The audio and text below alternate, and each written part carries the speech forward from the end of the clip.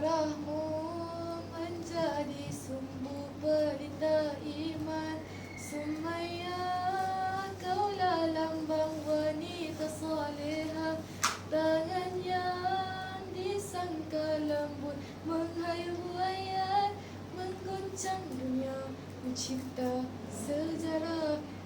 Sidang penonton, Assalamualaikum warahmatullahi wabarakatuh. Apa khabar wanita mujahadah sekalian? Semoga sihat hendaknya. Maaflah, terleka pula saya dengan lagu Sumayyah ni. Sidang penonton kenal dengan Sumayyah? Bukan artis atau selebriti terkenal ya. Dialah sang syahidah pertama. Sumayyah, sang gagah perkasa yang sanggup mempertahankan Islam walaupun bermandikan darah dan berkorban nyawa. Berdasarkan kisah Sumayyah, kita tahu bahawa banyak pengorbanan wanita-wanita hebat dalam membawa perjuangan Islam kepada kita hari ini. Jadi, apakah peranan dan balasan kita pula? Sidang pendengar yang dikasihi Allah sekalian, wanita merupakan satu kaum yang memainkan peranan yang penting dalam membentuk sesebuah tamadun.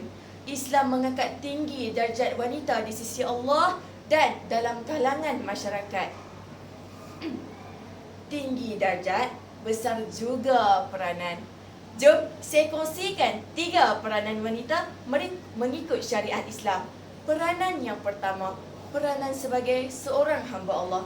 Dalam menjalankan ibadah, wanita dan lelaki memainkan peranan yang sama.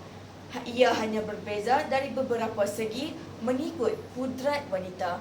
Contohnya, macam berjihad di dalam medan perang hanya untuk kaum lelaki. Tetapi, kita juga boleh turut serta untuk merawat orang yang sakit dan menyediakan makanan. Sidang pendengar yang dikasihi Allah sekalian, peranan wanita yang kedua adalah sebagai seorang isteri. Ketika seorang wanita telah berumah tangga, dia wajib mentaati suaminya.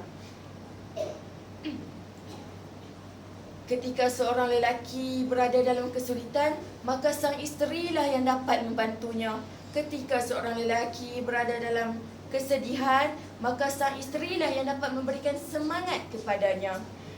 Sabda Rasulullah SAW yang berbunyi, jika aku menyuruh seseorang bersujud kepada seseorang, nescaya aku akan menyuruh seorang isteri untuk bersujud kepada suaminya. Nampak tak sidang pendengar sekalian? Ingat, syurga seorang isteri berada di bawah tapak kaki suaminya. Sidang wanita solehah sekalian, agak angkanya lah kan? Ada lagi tak peranan wanita? Ada. Apa dia tu sidang pendengar? Ya, sebagai seorang ibu. Bijak akak-akak sekalian ni. Hadirat sekalian, di rumah, siapakah yang meluangkan banyak masa bersama anak-anak? Siapakah yang lebih akrab dengan anak-anak? Ya, tepat sekali, seorang ibu.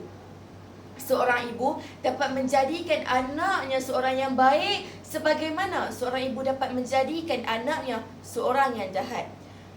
Sabda Rasulullah SAW, keridaan Allah tergantung kepada keridaan ibu bapanya.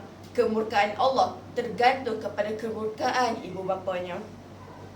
Nampak tak sidang hadirat sekalian, betapa berdosanya kita kepada ibu bapa kita sekiranya kita menderhaka. Sini, dekat sikit, saya kongsikan satu doa yang boleh menjadi amalan kita semua. Bismillahirrahmanirrahim. Allahumma firli zunubi wali walidayya warhamhuma kama rabbayani saghira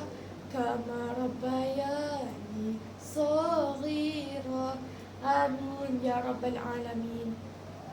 Para wanita mujahadah sekalian, seperti yang sidang pendengar ketahui, wanita memainkan peranan yang sangat penting dalam penyebaran agama Islam melalui peranannya sebagai seorang hamba Allah, sebagai seorang isteri dan sebagai seorang ibu.